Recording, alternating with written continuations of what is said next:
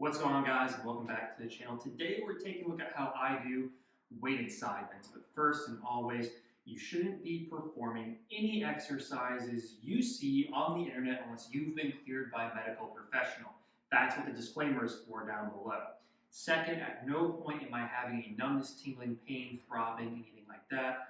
If I did, I would stop and talk to a medical professional because it's a sign that something other than exercise is going on. Also, secondly, check out 10,000. They sell shorts. I have a link for 15% off.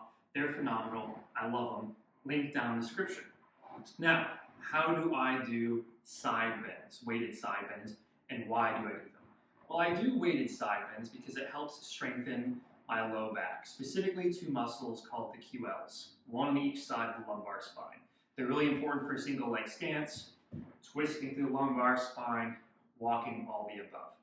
They play a really important role basically in everything that you do because they're kind of like the core of the back, right? So you have your abs in the front where it's your core.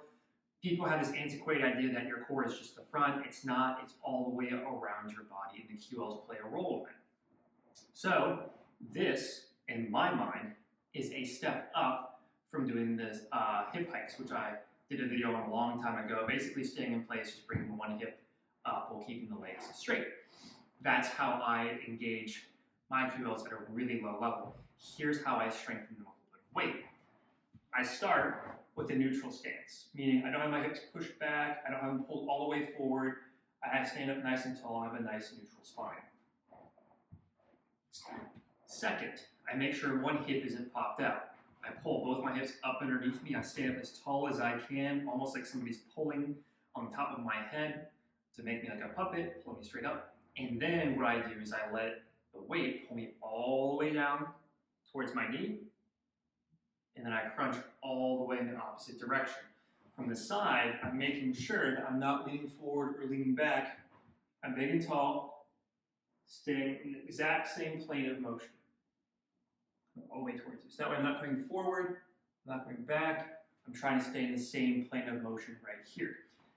I like to do 2 sets of 15 to 20 of these, and I like to use them either as a burnout at the end of my back day, or I like to use them as a warm-up for my hips too, because the QLs and the glute med are tied very closely together. They're like the best friends of the hip muscle in the low back. The QL and the glute med work together to provide you all that single leg stability.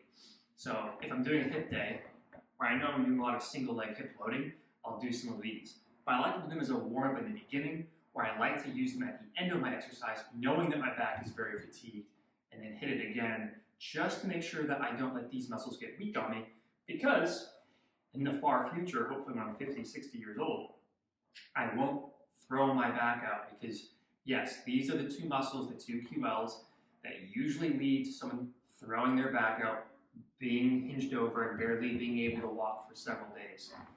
That's one of the reasons why I'm so motivated to do this exercise, is I know from seeing every day of my job, people walk in with that issue, and I'm like, I don't want that to be me.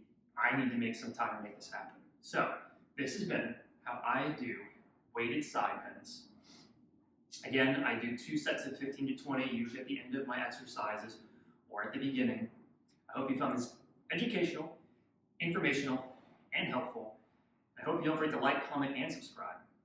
I will catch you guys all in the next episode. Everybody stay healthy, stay fit, and stay awesome. You thought I forgot, but I didn't.